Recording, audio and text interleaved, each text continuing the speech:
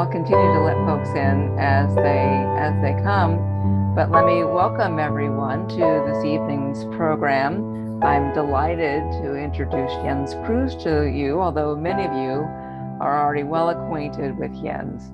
He's been a fixture on the island for some time and has done tremendous work at the library with us. My name is Carol DePockney. I'm the program's librarian, and Jens has been very helpful to me personally. And as I said, everyone at the library has a high regard for Jens, who is a professor born in Hamburg, Germany, and he got his PhD in comparative lit at UCLA. And after that joined Wellesley College, and we were just talking before we started that he was still there when one of my kids did a trip to Wellesley during their college tour. Sadly, they didn't attend, but it was on the top, one of the top choices. And Jens was there till 2015, I think, right, Jens? Right.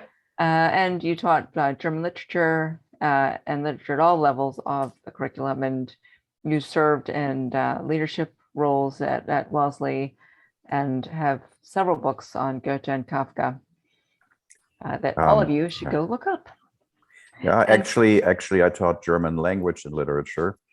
So I actually taught everything from beginning German to the seminar. And sometimes I had the great satisfaction that a student I had in first year German, by her fourth year, she could read Goethe and Kafka. So that's impressive.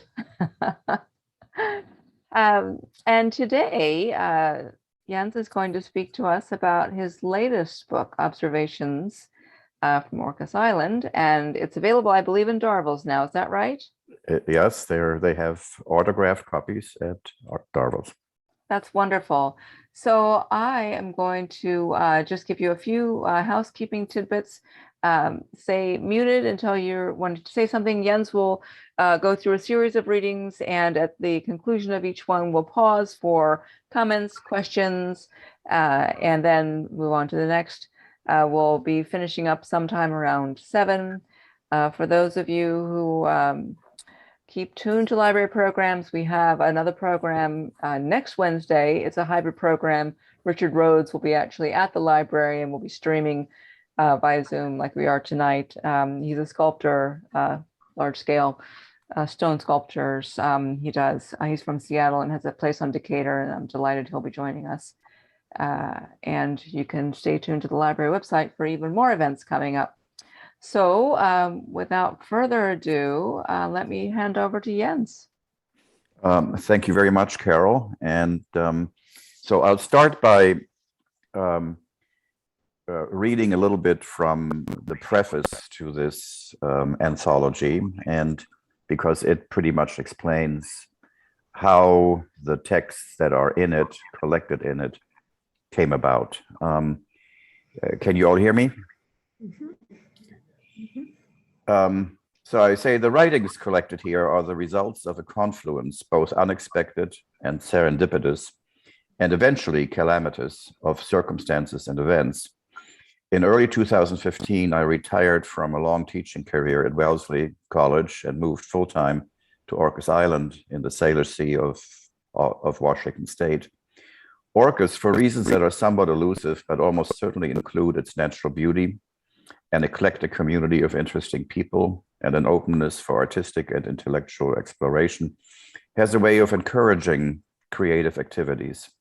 Some of the institutional supports of such activities include the Orcas Center, performance venue, an excellent public library with a strong programming mission, numerous art galleries, an active amateur theater scene, a surprisingly robust local journalism infrastructure, and more.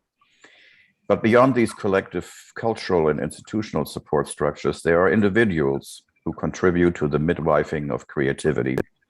I'm thinking, among others, of Jo Ellen Moldoff, whose poetry and memoir writing classes I began to take.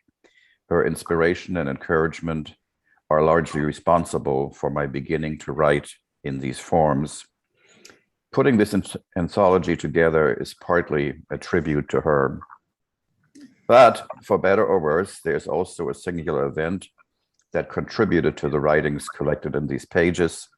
The election in November of 2016 of Donald J. Trump to the presidency. To understand that event and the historical period that followed, I felt compelled to read widely on topics like history, politics, and society, democracy and autocracy, and of course, the phenomenon and the meaning of Trump and Trumpism.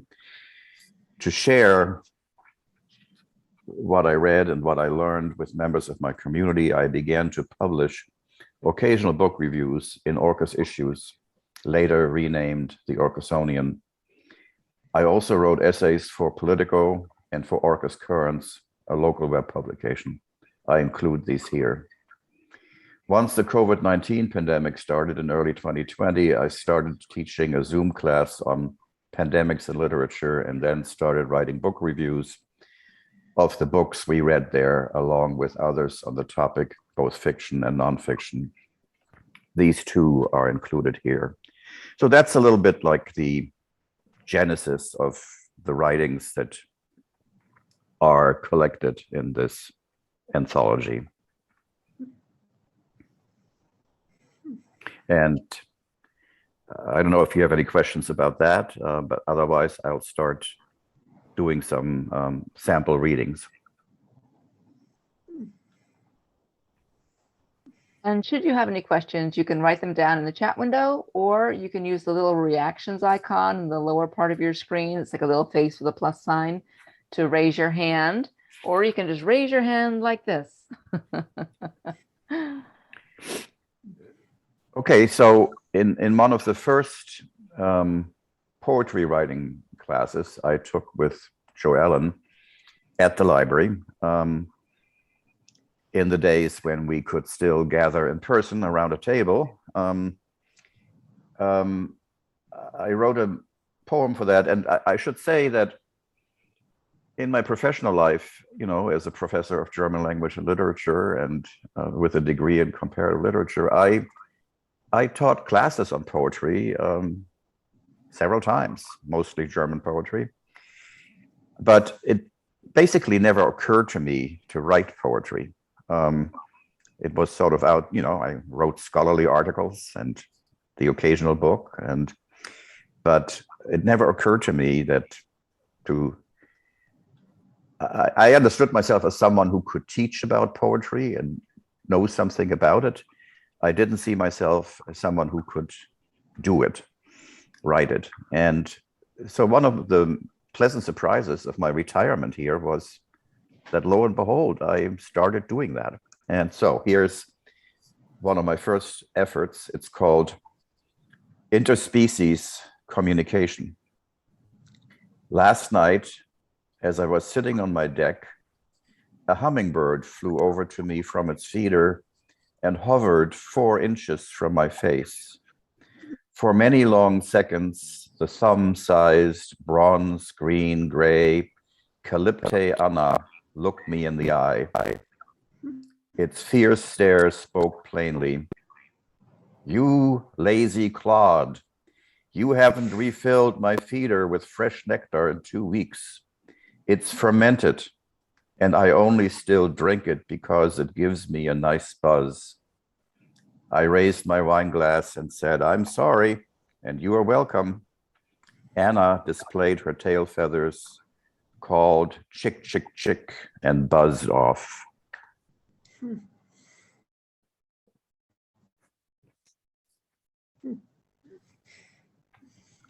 So I don't know if you want to talk about that or just move on. No comments so far. Okay.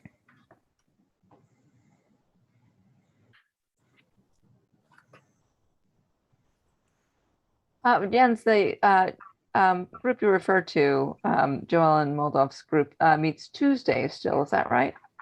Yes, Tuesdays at 1 o'clock. Mm-hmm. Right. It's also, I guess, facilitated by Rhett, who's at the library, and Right. if others are interested.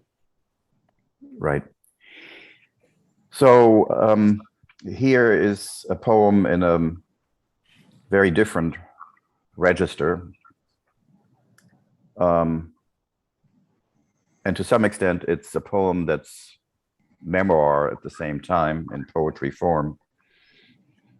When I was small, it's called When I Was Small. When I was small, my grandfather would take me by the hand and walk with me for hours through his beloved city, Hamburg. I liked his calloused hand, his steady stride, but mostly I liked his voice.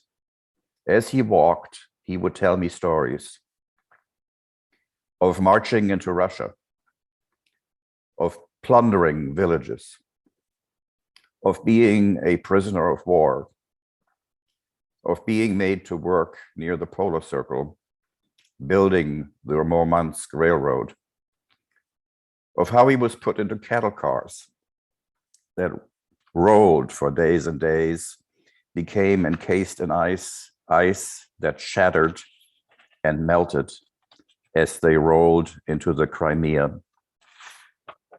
of how in Odessa he stowed away on a freighter and finally made it back to Hamburg, of how on another ship, this one to New York City, he tried to escape from post-war Germany's chaos, of how he worked at the Singer sewing machine factory in Hoboken, New Jersey, trying to make a new life, of how he got homesick and had to return to his wife and small children, working his way back on a steamer as dishwasher, second class, of how back in Hamburg, he built ships and fought the Nazis and was lucky to live through Blood Sunday while many of his neighbors were killed. Of how when he was almost 50, the Nazis tried to draft him for another war in Russia, and he eluded them by drinking strong coffee and running up the stairs to the medical examiner's room, presenting himself with a racing heart. Thus, he avoided going to war again, but the war came to him. His oldest son, a POW of the Russians, his youngest son wounded, bombings during the day, bombings during the night. And then in late July of 1943, when Operation Gomorrah was so successful that people were, so he told me, while walking steadily, speaking calmly, holding my hand firmly, stuck in the asphalt, burning like torches, that they suffocated in their shelters as the firestorm above them made Hamburg like the sun-facing side of the planet Mercury. Now that I'm no longer small, I still feel his hand, still hear his voice, still listen to his stories, and am more afraid than when I was small.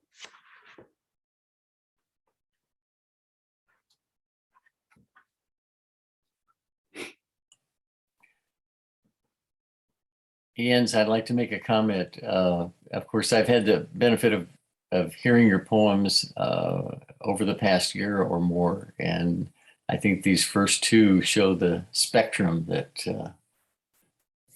you've explored, and from the very lighthearted encounters with nature to the remarkable memories of Germany, and I just think it's a gift.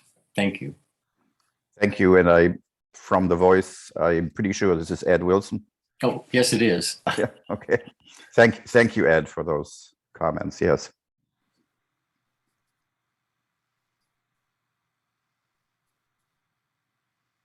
And Angela says the hand makes it vivid for her.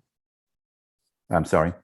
In the chat window, Angela makes the comment that the hand makes it vivid for her. Yes, thank you, Angela. I have, this was my maternal grandfather, and my mother once, we lived in the suburbs of Hamburg at that time.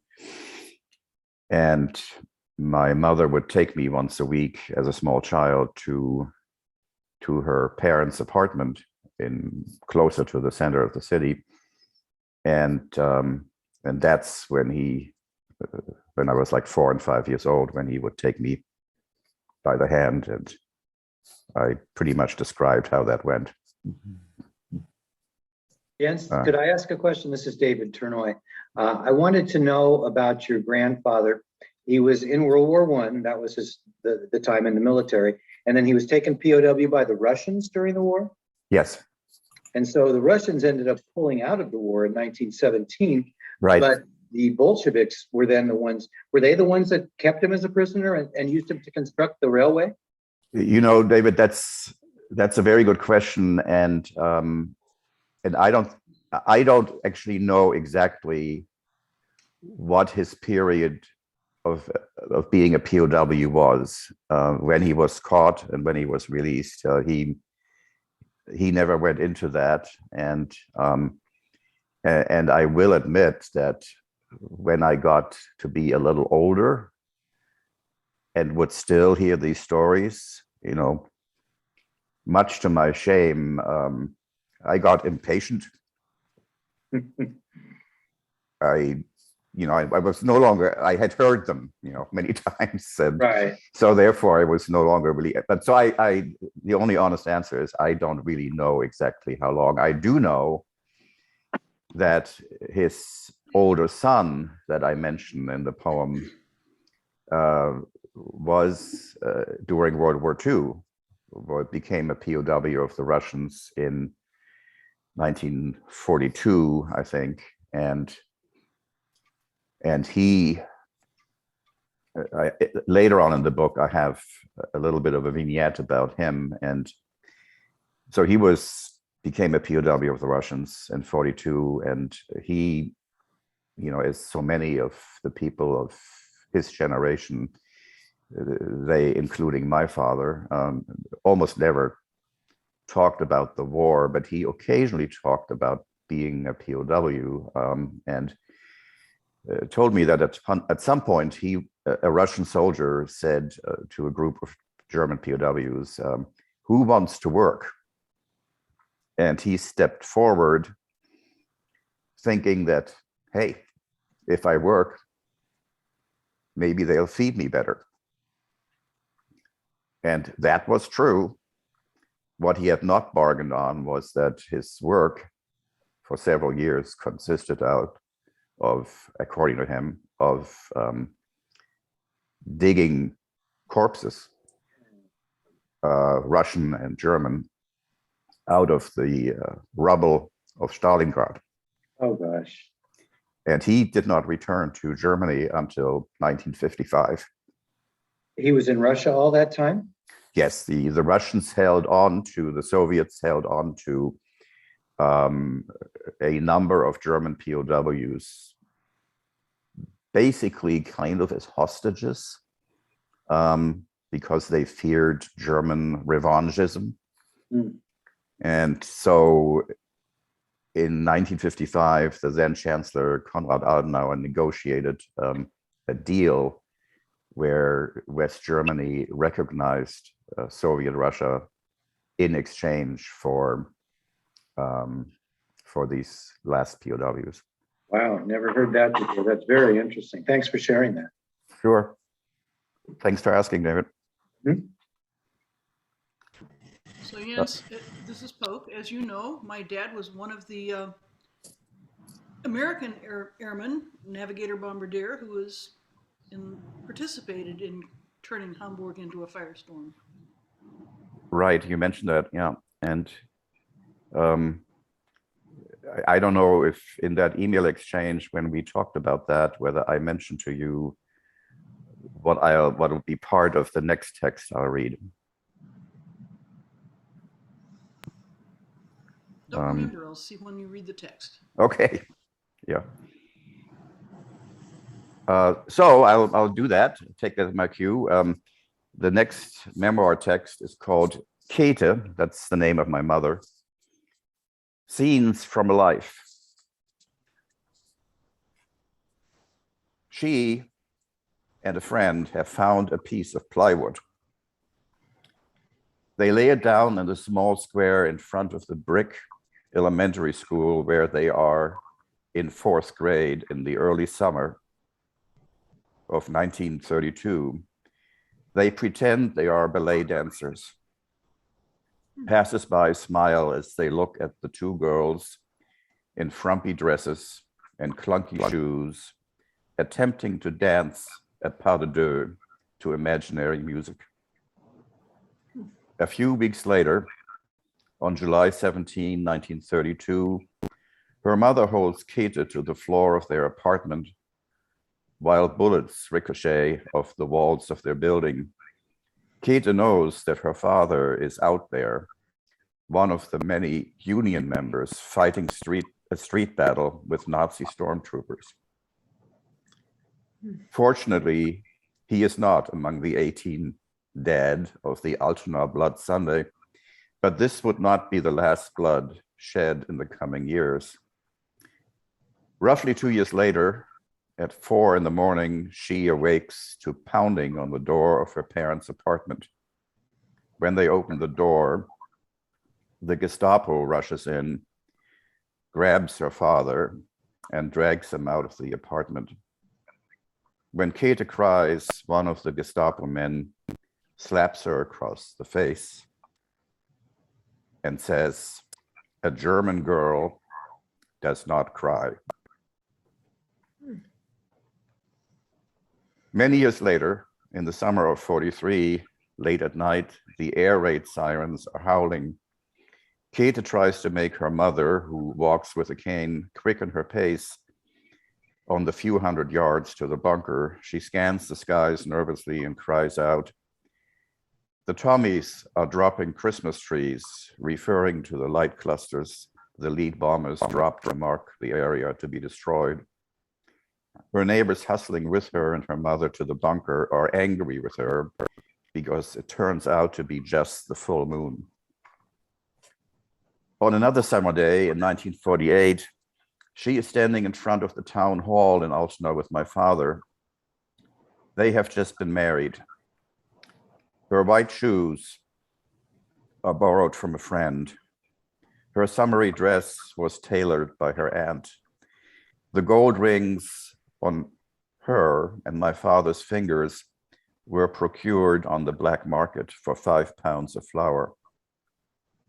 My father's father stands to her right in a fine dark suit adorned with a golden watch chain. Her father's father stands to my father's left. He looks uncomfortable in his rumpled suit, but he stands unbowed after 2 half-year stints in a concentration camp. Cata is beaming. She is bathing the maybe 1-year-old me in a small metal tub on the floor of the kitchen that my parents are allowed to use for a few hours a day. They live in one room next to it.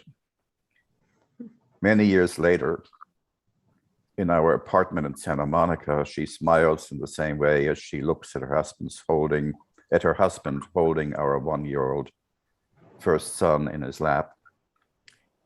After we have moved to Wellesley, she is in a hardware store.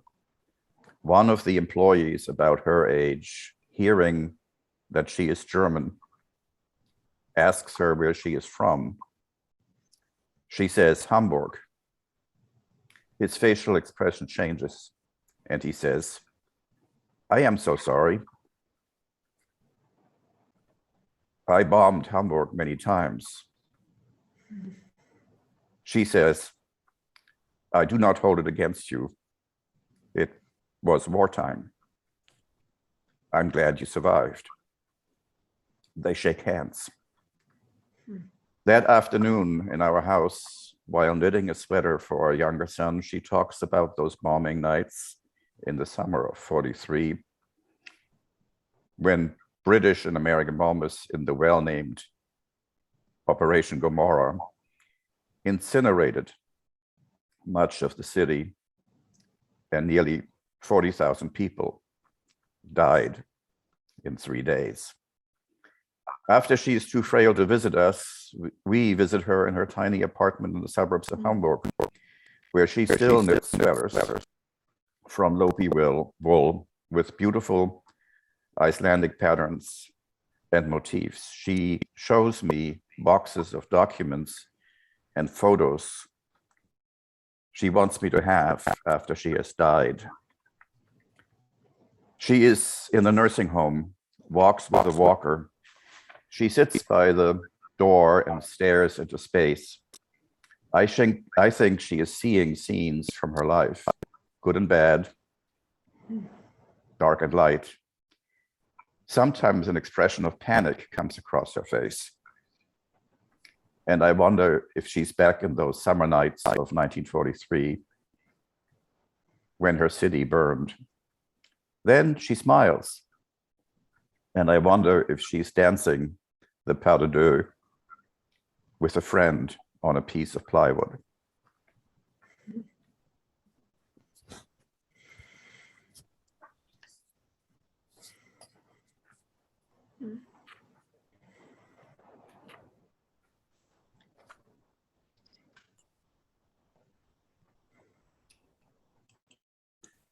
Carol, how Barbara?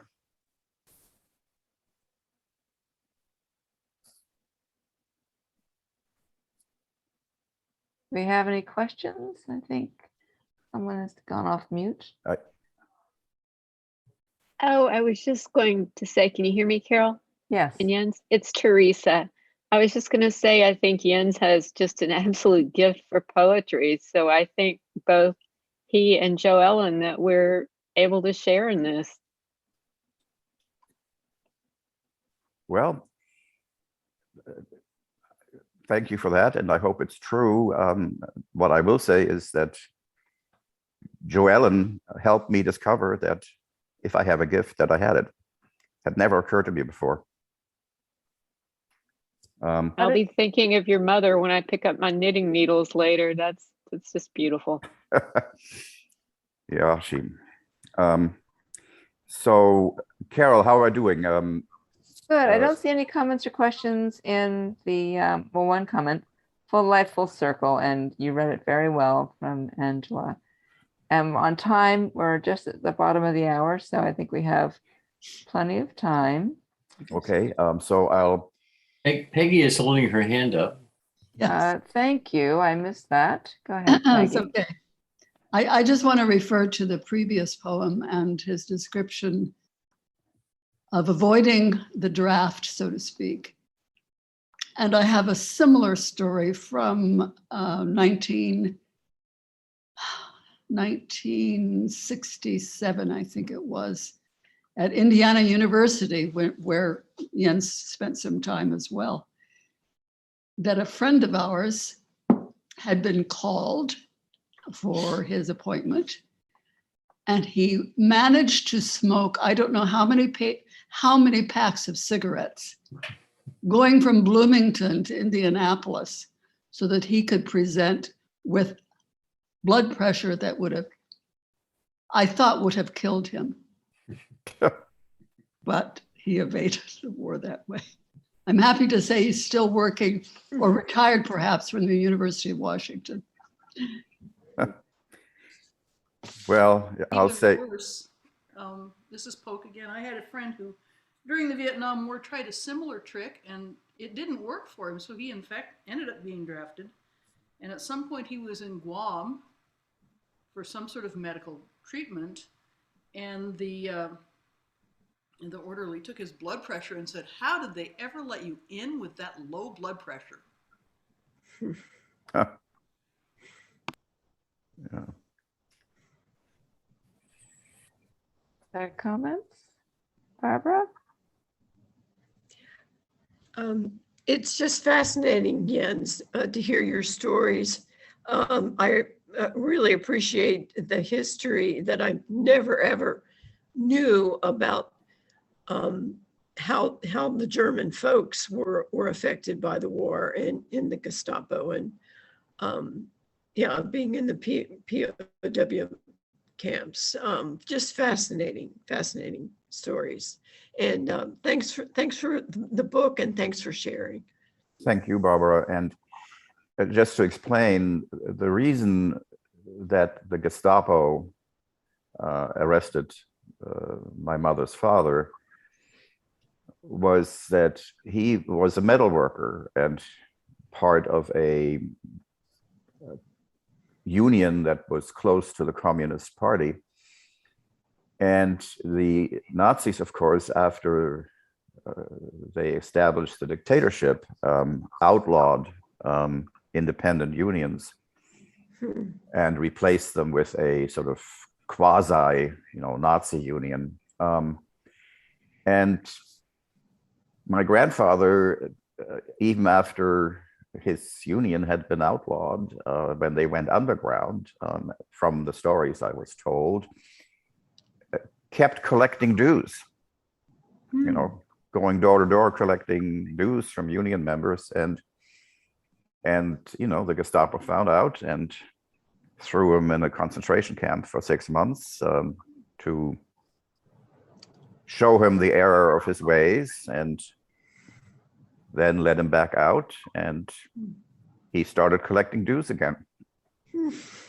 So they threw him in again. So, but luckily he survived. So Amazing. Can I say something? Please. First of all, I'm absolutely almost moved to tears by the last reading. And I think part of it is that you wrote it in the present tense. So it was very vivid. It was very immediate. And as I remember, I don't know, I recall you sharing this. And did you not have photographs of each of these sections? Or if you didn't have photographs, you could see it in your mind as you went from the ballet dancer to, in the sequence of vignettes about your mother. So, Joellen, what you're thinking about is the part in Cata, Scenes from a Life. That text does not have a photograph with it, but the piece of it, the scene where her father is arrested and she gets herself slapped because she is crying. I also brought that up in another memoir piece that's called 11 Kids, and it's in this book. And it is,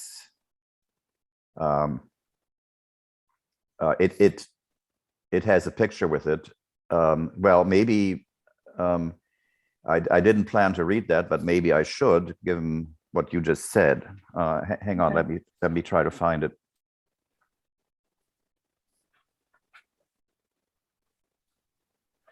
But the writing of this piece conveys the image that you probably went to in your mind in order to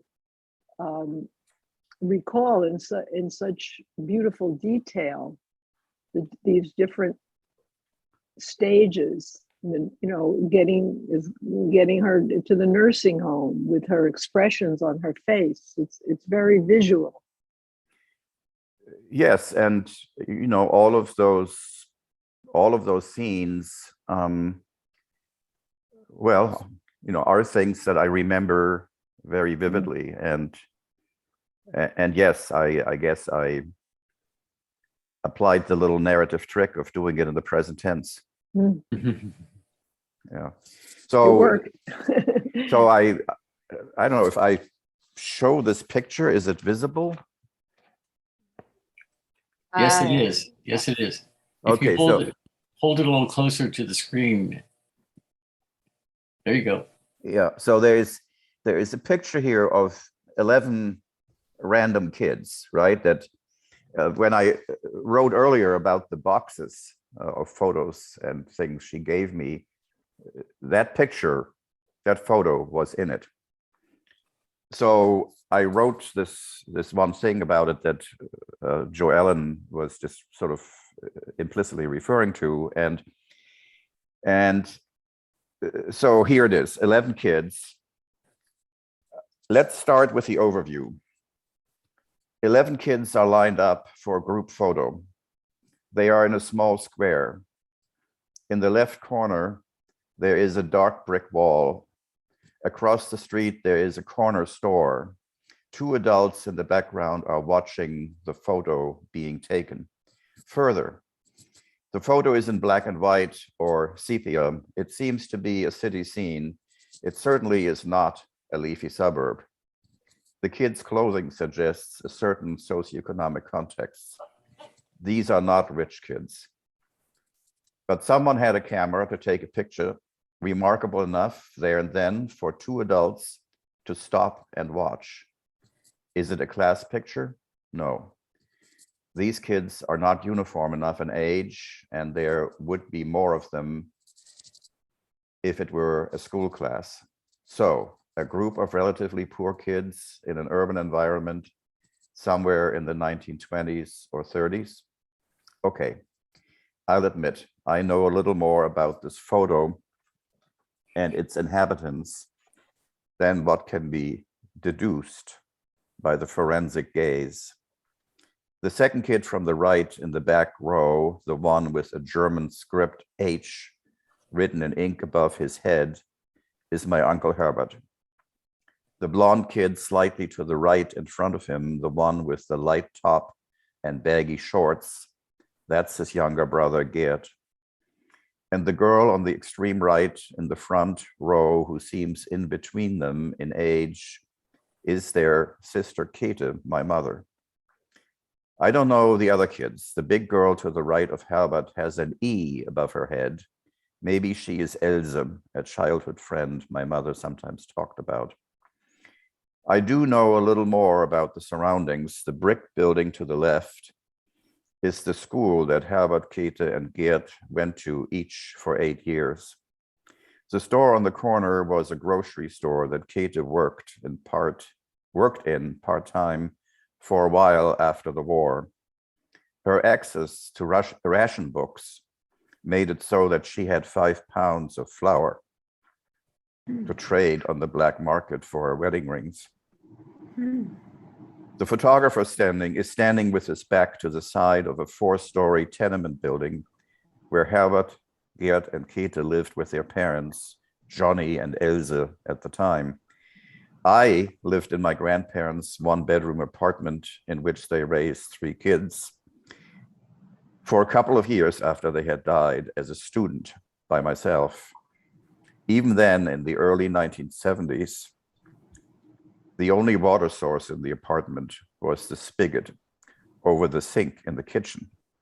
The toilet was located on the corridor on the 1st floor landing of the stairwell and was used by both tenants on that floor.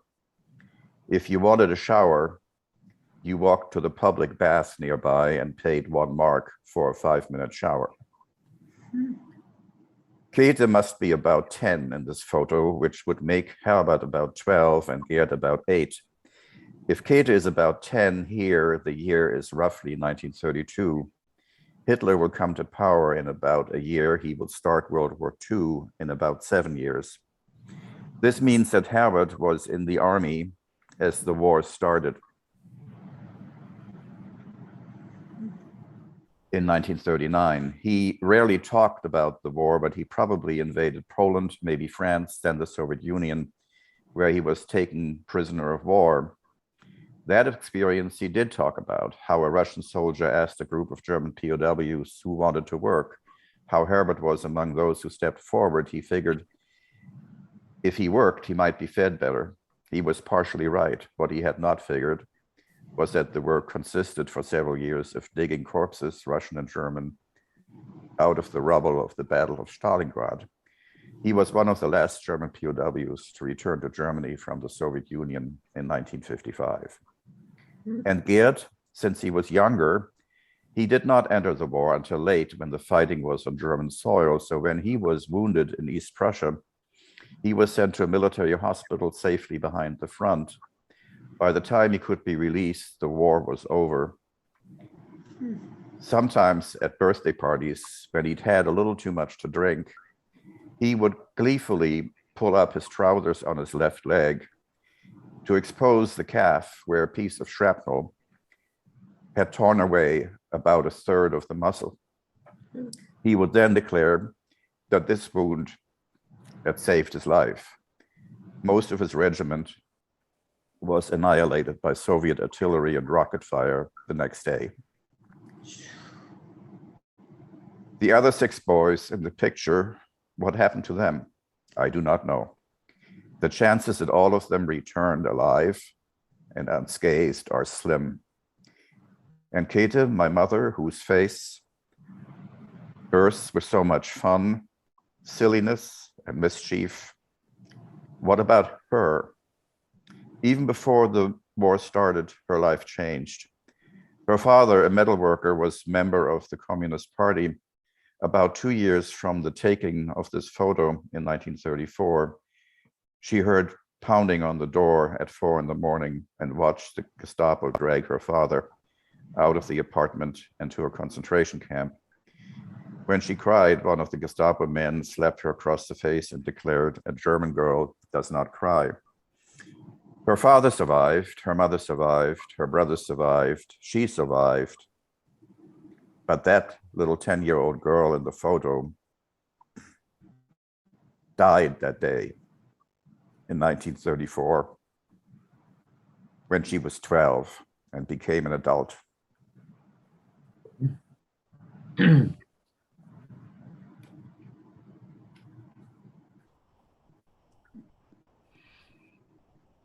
So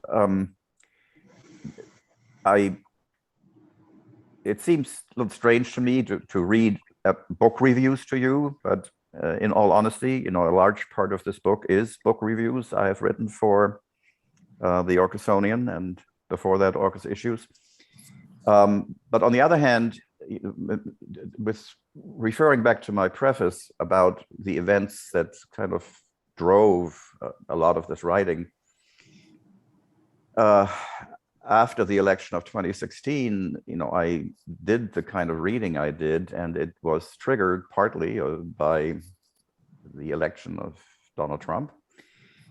And so if you end up reading this book, you will see that, I concentrated in those book reviews, especially early on, and maybe you could even say I obsessively focused on books that one way or the other seemed to me to help me understand what was going on and what our society and our politics were like. So let's see here. So I'll quickly read one of these. I think it's the second review I ever did for Orcas Issues, and it's of a book by Stephen Greenblatt called Tyrant, Shakespeare on Politics. The 4th chapter of the book under review opens with these words. He is pathologically, quote, he is pathologically narcissistic and supremely arrogant. He has a grotesque sense of entitlement, never doubting that he can do whatever he chooses. He loves to bark orders and watch underlings scurry to carry them out. He expects absolute loyalty, but he's incapable of gratitude. The feelings of others mean nothing to him. He has no natural grace, no sense of shared humanity, no decency, unquote.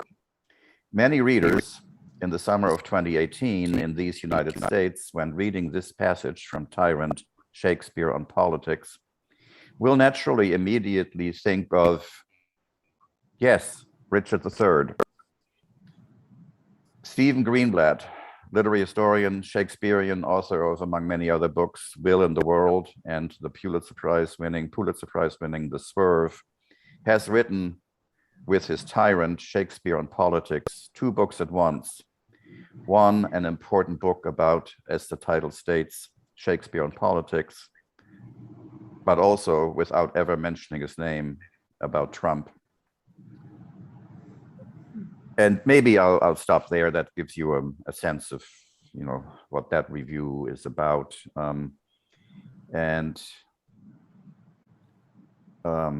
Let's see here. Oh, here is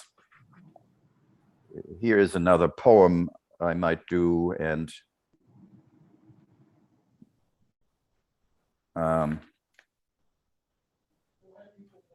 so no, actually, let me do another memoir piece that is a little different from some of the ones about my parents and grandparents that I gave before. So here is a piece that with the title "Great Moments in Teaching."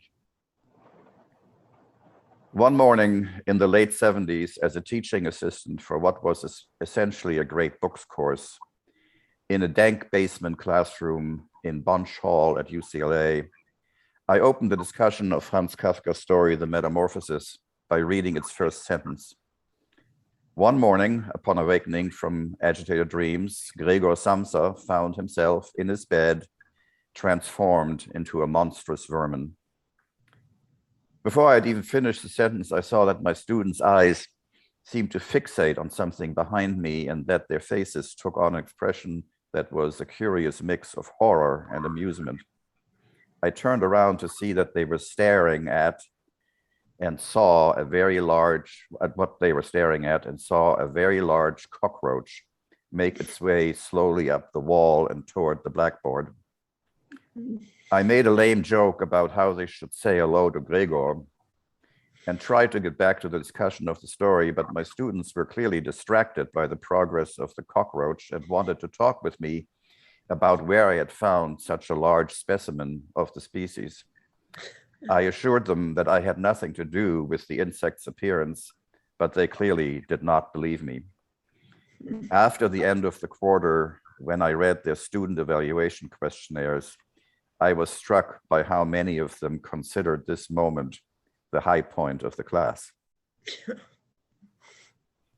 In the mid-80s, during my early years at Wellesley College, I was teaching a class on Goethe, and our topic that day was his Faust, specifically the scene where Faust is followed into his study by a large black poodle, who in due course will turn out to be Mephistopheles. I had just gotten to the point where Faust begins to suspect that this is no ordinary poodle, when Paris, a large black poodle belonging to Marcia Stubbs, the director of the writing program, who had her office a few doors down from my classroom, wandered in and looked at me expectantly. I'm not sure what my students were more surprised by, the appearance of Paris. They should not have been. Marcia's poodle roamed the corridors of Founders Hall freely, or by what I now did. I began to declaim the words of Faust's exorcism of the creature that eventually makes Mephistopheles appear. First to encounter the beast, the words of the four be addressed: salamander, shine glorious, wave Undine as bidden, sylph, be thou hidden, gnome, be laborious. Who knows not their sense, these elements, their properties and power not sees, no mastery he inherits over the spirits. Well, it goes on for a little bit. And then, of course, in the play, this exorcism finally makes Mephistopheles appear. And so after I got done with that, my students, I say, looked at me with a mixture of amusement and concern. And Paris decided he had heard enough and trotted back out. After the class was over, I briefly considered what I would have done if Mephistopheles had indeed materialized in the classroom at Wellesley College. But I knew there was no chance of that. After all, this was Paris, a dog so gentle and calm that I never even heard him bark. But my students, I fear, never quite got over the moment when I turned from Herr Kruse into Faust in exercising mode. On November 9, 1989, I was about 10 minutes into teaching an advanced intermediate German class when a student arrived late. It was my practice in those days to make a student arriving late say things in German before she could even sit down. In response to my questions, the students started saying things in German that were reasonably well-formed sentences, but made no sense. The Berlin Wall was down. People from East Berlin were streaming into the West. After a minute or two of this, I relented and said to her that she could use English. Much to my amazement, her story in English was the same. The Berlin Wall was down. People from East Berlin were streaming into West Berlin. I wondered why she had been smoking pot so early in the morning. But then she said, I was watching General Hospital and they interrupted the program to bring the news. Now I knew this was serious. I ran down to the German department office and got a TV on a cart and wheeled it into the classroom. I turned it on and there was Tom Brokaw near the Brandenburg Gate with the wall and celebrating crowds behind him. I was utterly speechless.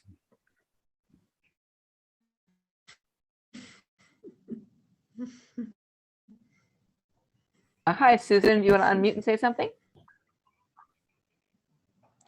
And for those of you who aren't speaking, if you could go ahead and mute, sometimes there's some background noise that comes through. So that would be great. Thanks, Susan, go ahead. Jens, there's one picture that I especially love in your book that has not been discussed, and I love the chapter that it's in. It's called Images, a Girl, a Woman, a Life. And I think there's been no discussion about that. I love the picture on page 20 of your book of your mom sitting in an Adirondack chair in our driveway in Wellesley.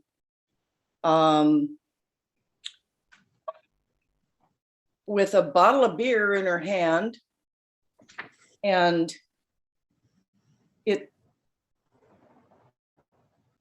I remember the day, I remember the experience, and it's iconic to me. And I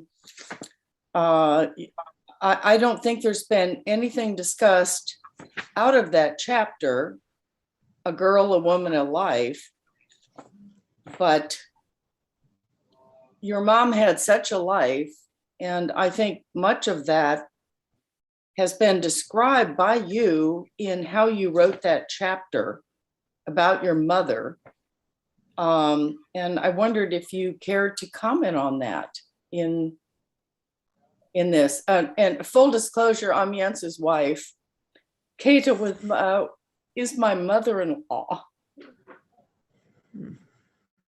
In many ways, my mother, she became my mother because my mother died fairly early in life, before she reached her 66th birthday. And the mother that was still around for me was Jens's mother.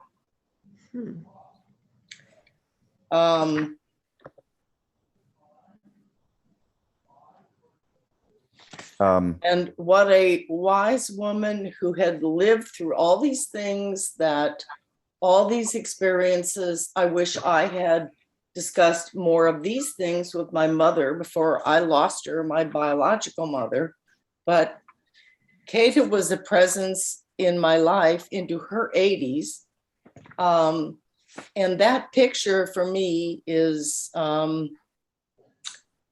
rather iconic. And the chapter starts with a picture of Cata as a much younger girl. Thank you, Jens. There's Cata. We have these pictures, of course, in our home. There's this one of Cata standing in front of the brick building is one I was not around to see taken, but I recognize the spirit. I recognize the spirit that comes out of those eyes. She had that all her life. And I have been so fortunate in life to have seen her come and sit in our driveway in an Adirondack chair with that bottle of beer and have had those experiences with her. Well- I wondered if you had any observations to make on that chapter. Well, thank you. And the reason I decided not to read that was it's pretty long. And maybe I'll just read a little bit of it in a moment.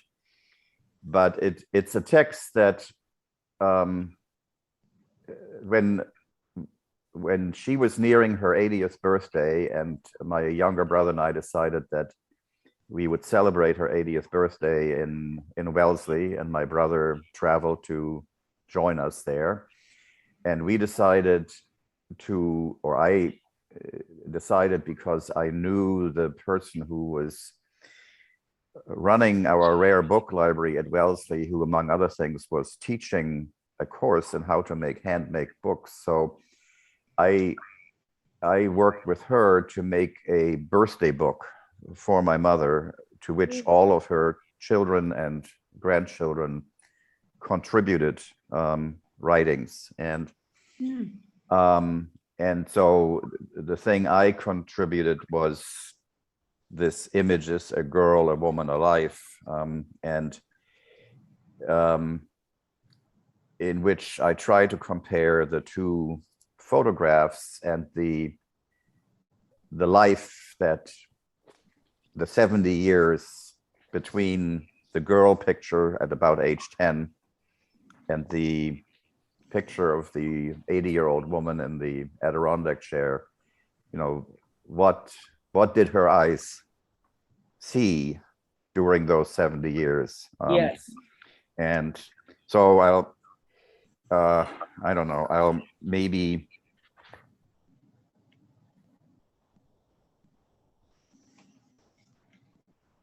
I think some of the people who have attended this event tonight would actually find that chapter very interesting, as well, for many reasons. Well, Carol, should I read it?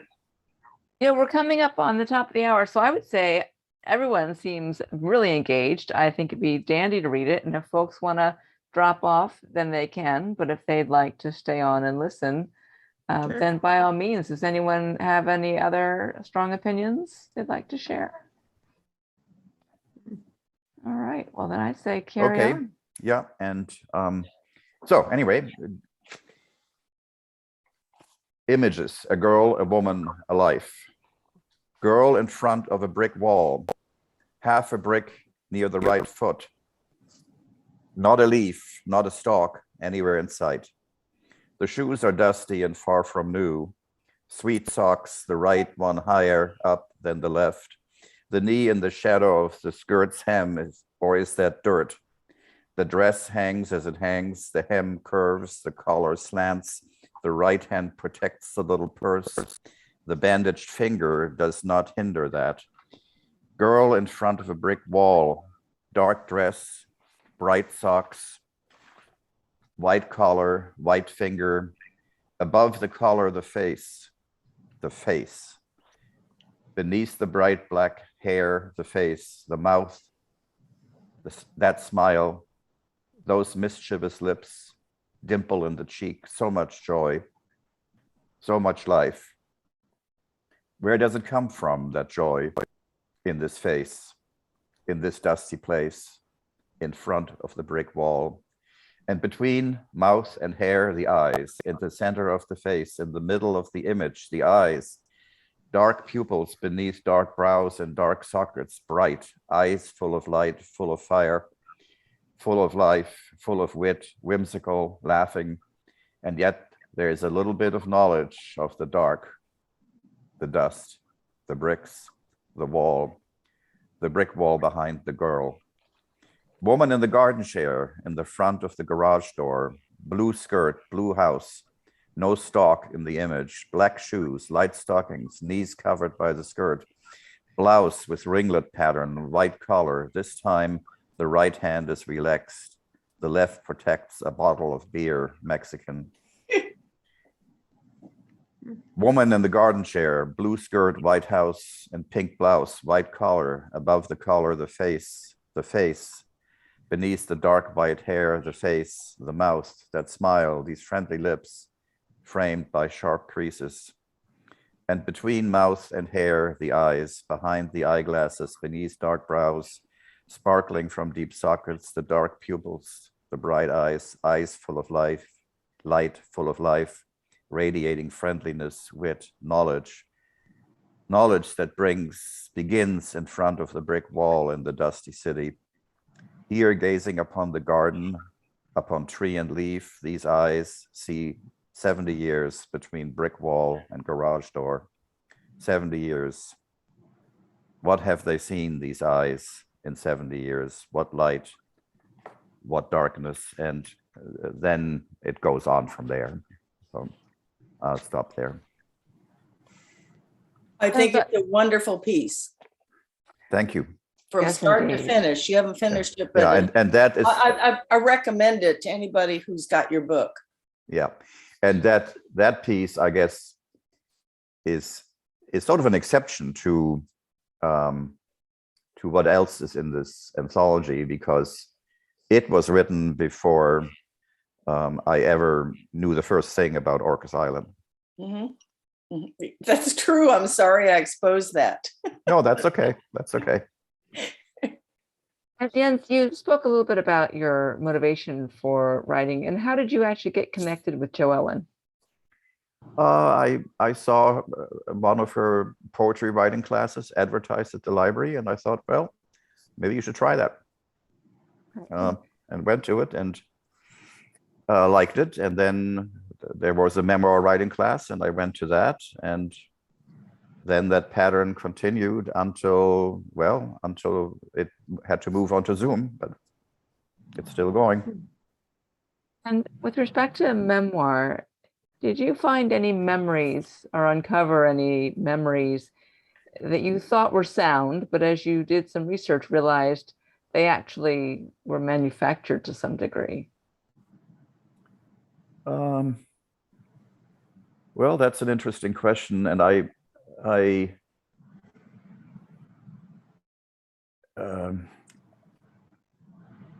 don't think so. Although I think I will say that in different of the memoir writings in this anthology, the sources are different. So, for instance, the memoir poem about my grandfather when I was small, that's all memory. And obviously, I was, I don't know, somewhere between 5 and 8 then or something. So there clearly could be mismemories, flaws, false memories there. On the other hand, there is a piece in here that's called driver's license, and it is about a piece of paper I found in one of those boxes my mother gave me. And I described this piece of paper in great detail, and then give it context. And the piece of paper is when my father was a POW of the Americans for 2.5 years or so. They taught him how to drive a 2.5-ton truck and put him to work driving that truck.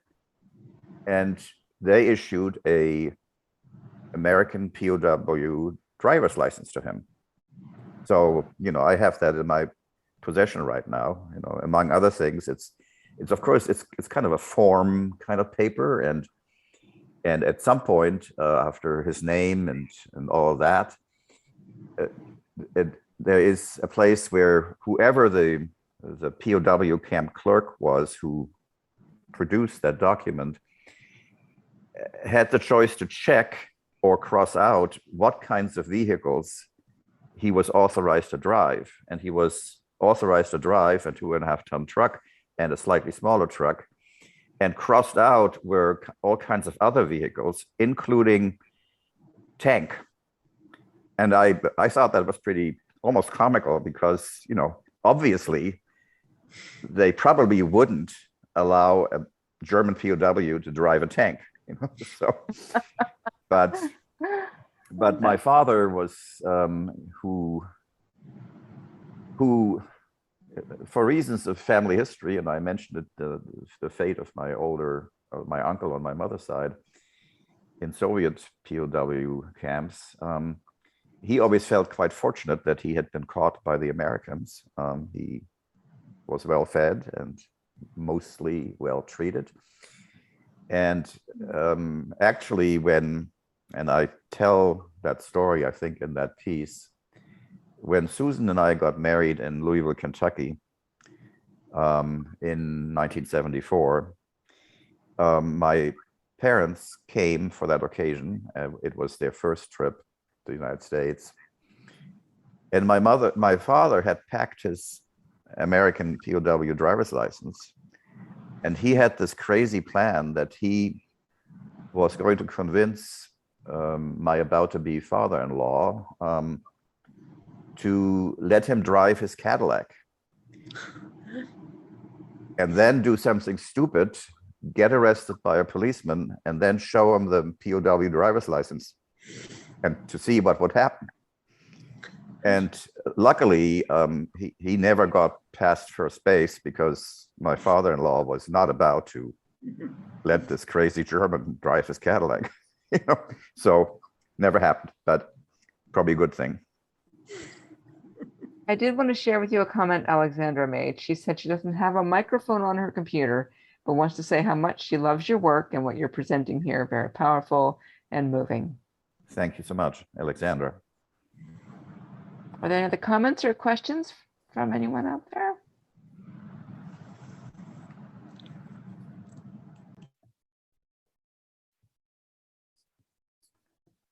Barbara?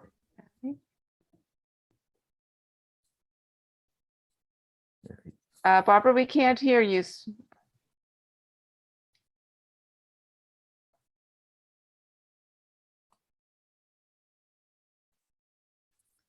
can't hear you.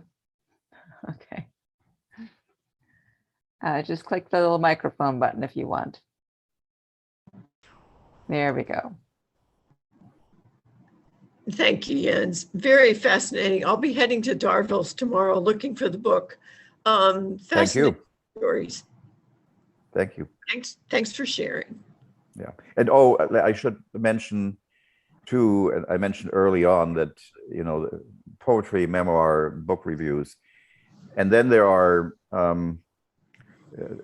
two essays in there. And I mentioned earlier, you know, one was for Politico magazine and one for Michael Reardon's Orcas Currents. And they too have to do with sort of my take on, well, what history can teach us about our current moment. And so they are, you know, too long to have presented here, but you know, you will find them in the book. Oh, and then there's one more thing I want to mention. So yes, there are these memoir pieces from which I've read, but then towards the end of the book, or maybe even at the very end of the anthology, there is something called an alphabetic autobiography. And here again, I sort of close the circle to the beginning where I thanked Jo Ellen. It is based on an idea she brought to a memoir writing class one day and said, I want you all to write short memoir pieces that are associated with a letter of the alphabet and and a word that you associate with it, and then a memoir piece. And so my alphabetic autobiography starts with a piece that's called A for Apple and ends with one that's called Z for Zoo. And again, we are past time, but that also is a sort of a distinct piece in there. Great. Thank you. I've put 2 questions in the chat window, standard end of program questions about would you recommend it to a friend and how did you find out about it, just so we can keep tabs on how we're doing and getting the word out. I want to say a sincere thank you to you, Jens, for joining us this evening and sharing so much of your life, your talent. And thank you, Joe Ellen, for not kicking him out of your club, your group. You're a role model. I would love to be able to do what you do, but I think I probably couldn't hold a candle. So any other questions before we... And I want to say thank you all for being here and for your interest and participation. Thank you. And I want to thank you, Jens, for reading tonight. And even though I may have heard some of it before, I mean, I enjoyed it, extremely enjoyed it tonight, hearing you read it. It was wonderful. Thank you. And by the way, I should probably, full disclosure, I should say that one of the reasons I was able to do this and to publish this is that Susan's middle sister, Carol Butler in Louisville, Kentucky, runs a small publishing company. And so it is published with Butler Books, and I should probably thank Carol for helping me get this out to readers. It's a beautiful book. It's a beautiful book. I think I've sent the link in the chat as well. We have it in the library. But run down to Darvill's tomorrow. Yeah, and if